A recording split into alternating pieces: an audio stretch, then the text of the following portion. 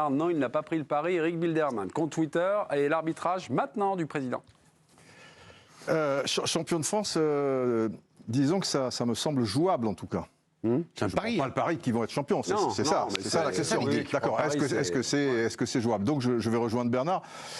Parce que maintenant, ça ne sera pas toujours effectivement un PSG sans Neymar et Messi, il y avait des conditions particulières, je veux bien. Mais le PSG qui joue à l'envers, qui est parfois mis en danger devant ce type d'équipe comme Monaco qui les transperce, tu sais, au Parc des Princes, ou être bousculé comme de temps en temps on l'avait vu dans les 2 matchs contre Benfica, la première mi-temps contre la Juventus, où bon, miracle des loups, tu marques un but de folie par Mbappé, mais en première mi-temps tu peux prendre 1, 2, 3.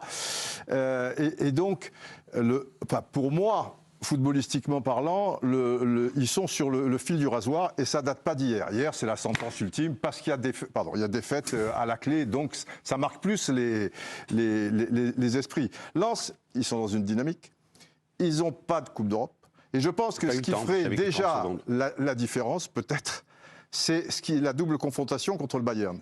Parce qu'on sait comment ça se passe. Si tu es éliminé contre le Bayern, ce qui est dans le domaine du possible, après, soit tu te plonges dans le championnat, soit, et j'ai bien peur qu'il y ait ça, c'est que un peu, je veux dire, tu es pris dans une tourmente, un tel tourbillon négatif, les vieux démons ressortent et tu peux plus travailler convenablement. Et Lens peut, tu vois, en profiter. Pardon ? Après l'explosion contre le Real, ils ont, à part cette défaite à Monaco, ils ont plutôt fait le taf pour être champion. C'est vrai. La saison dernière. Ouais, ils ont maintenu le cap. Ouais, ça dépend. Il y a eu des fois. Il y a eu des matchs. Il y a eu le match à Monaco où ils ont tous. Non, il y a eu des saisons en tout cas. Et donc là, bravo à Pochettino sans doute et aux joueurs d'une manière générale.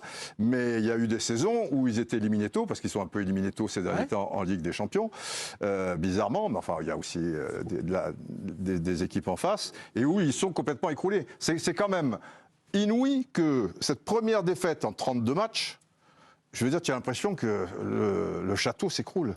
Mais parce que c'est plus fin que ça. Parce qu'en soi, tu perds contre une équipe de Lens qui est sublimée, qui a du jeu, qui est portée, qui a tout le truc. Et il te manque quand même Messi et Neymar. Tu as le droit.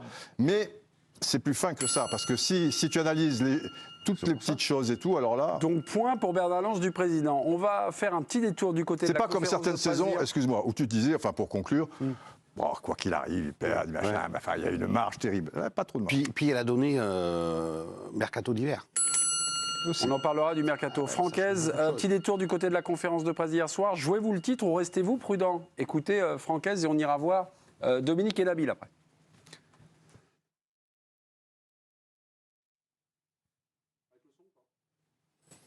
C'est bien aussi sans le son. Voilà, on a un petit problème de Francaise, on a monté Francaise, Qu'est-ce qu'il disait évidemment. Ce qu'il disait en fait, c'est qu'il répondait pas totalement à la question. Et il parlait de jeu en fait.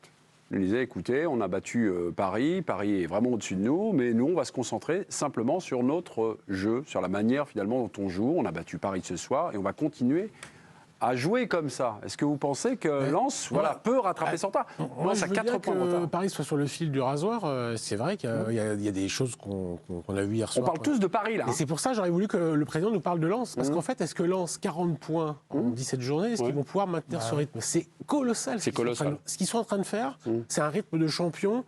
Et c'est extrêmement rare dans les autres saisons de voir une équipe comme ça en dehors de Paris. Est-ce qu'ils ont le banc? Donc, est-ce qu'ils vont maintenir? Est-ce que quand ils vont recevoir Brest et Lorient, ils auront tout. Alors, ils ont tout gagné à domicile, donc peut-être que l'argumentaire n'est pas bon, mais est-ce qu'ils auront toujours la même fin quand ça sera un peu un match anonyme du samedi à 17h, qu'il n'y aura pas les projecteurs du dimanche? S'il y a le podium et le titre, je veux dire, en ligne de et il y aura les guichets fermés. C'est vrai ils ont fait match nul à Nice, personne n'en a parlé dans la semaine. Ils ont battu le PSG, ils sortaient aussi d'un match nul à Nice, c'est-à-dire qu'ils ont pris 4 points dans la semaine, Paris en a pris 3, ils ont rattrapé 1 point sur Paris, c'est un pas de tortue qu'ils ont fait. Donc on se calme. En fait, ils ont battu Paris, ils ont juste montré ou confirmé qu'ils étaient une super équipe. Mais moi, j'avais pas besoin qu'ils battent Paris pour le savoir. Lens, c'est un... Non, mais ça peut être un déclic aussi. Extraordinaire. Où ça peut être... Dominique. Non, mais ça peut créer la dynamique, ils l'ont quand même, ils ont des certitudes dans le jeu. Mais je veux dire...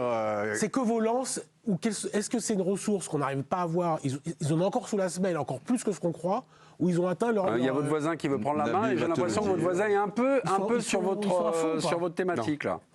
Bah non, mais est-ce qu'ils, moi je me dis, est-ce qu'ils vont battre Rennes, Lyon, c'est-à-dire en fait quasi sans faute, parce que le Paris Saint-Germain c'est une défaite en 32 matchs, et la défaite, qu'on le veuille ou non, après on peut toujours discuter du contenu du PSG, on en discutera. Il n'y avait pas Messi, il n'y avait pas Neymar, ça ne sera pas à chaque journée comme ça du côté du Paris Saint-Germain. Et Lens, est-ce qu'ils vont être capables d'être bons, d'être forts avec les forts, c'est-à-dire Lyon, si on veut quoi, Lyon, Rennes, Marseille, Nice, je les ai vus la semaine dernière face à Nice, ils ont fait 0-0 du côté de Nice. Je les avais vus face à Marseille, c'était quasiment un hold-up du côté de Lens. Donc moi, ma question, c'est pas tellement le PSG, parce que moi, le Paris Saint-Germain, pour moi, ils feront le job.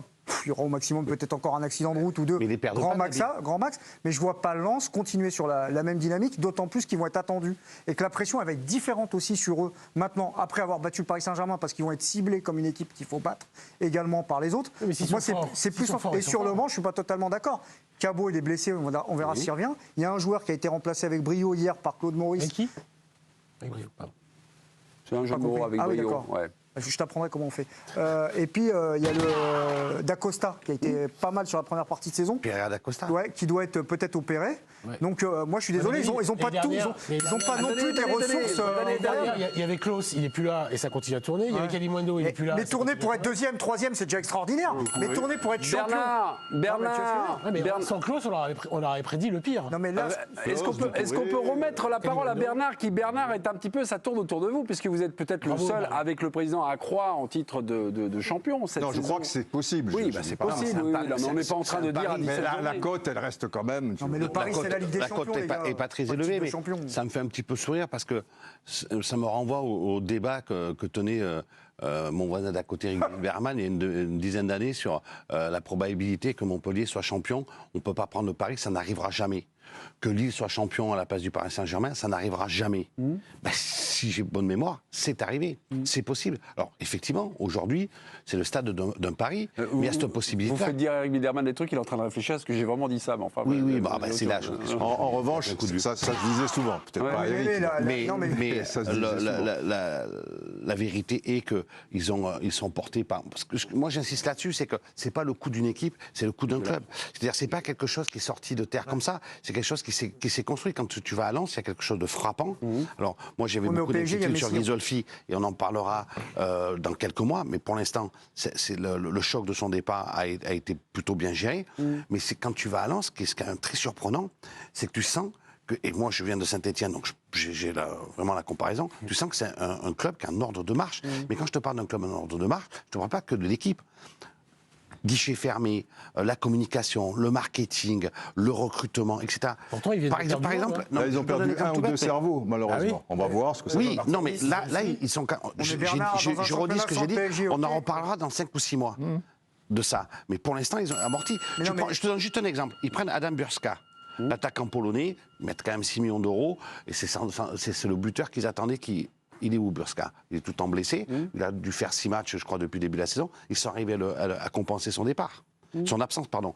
Tu prends Pereira d'Acosta, qui est un joueur formidable, qui les a fait gagner de mémoire, notamment au Vélodrome. Il n'était pas sur la pelouse hier. Et ça ne les a pas empêchés d'en mettre 3 au Paris Saint-Germain. Cabot, qui revenait très bien, qui s'est reblessé. Donc ça veut dire qu'ils ont aussi des réserves en termes de joueurs, quoi qu'on en pense. Juste, on s'intéressait, je profite de votre inventaire, Bernard. Paris, donc depuis qu'ils sont sous le paillon qatari, pardonnez-moi, ont perdu 3 fois le titre. C'est ça. Et on s'est posé la question, tiens, après 17 journées, en 2011-2012, où était le futur champion? Là, Montpellier et Paris étaient au coude à coude. Ils avaient 36 points tous les deux. Montpellier et Paris menaient la danse après 17 journées de Ligue 1 dans cette saison-là. Donc, il a vu Montpellier champion. 2016-2017, l'année du sacre de Monaco, qui comptait 3 points d'avance sur Paris, mais Nice était premier après 17 journées, Nice de Lucien Favre.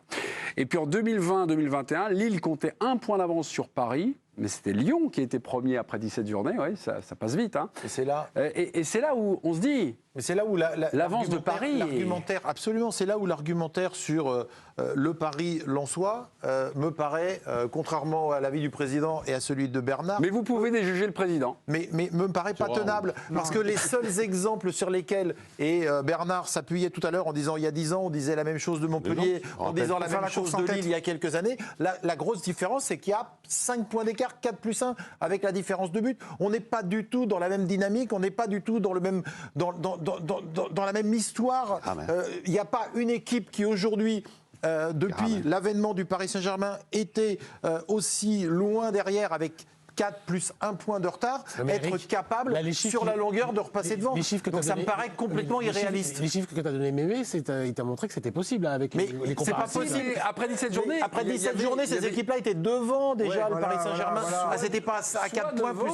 Soit au coup. Non, mais c'est pas Leicester. C'est pas Leicester en Angleterre. Non, mais tu sens pas que le PSG est assez fragile à certains postes, d'un point de vue collectif, d'un point de vue management. Mais quand Messi et Neymar sont là, même s'ils sont fragiles, ils gagnent les matchs quand même, Didier. Il y a une défaite en 33 matchs.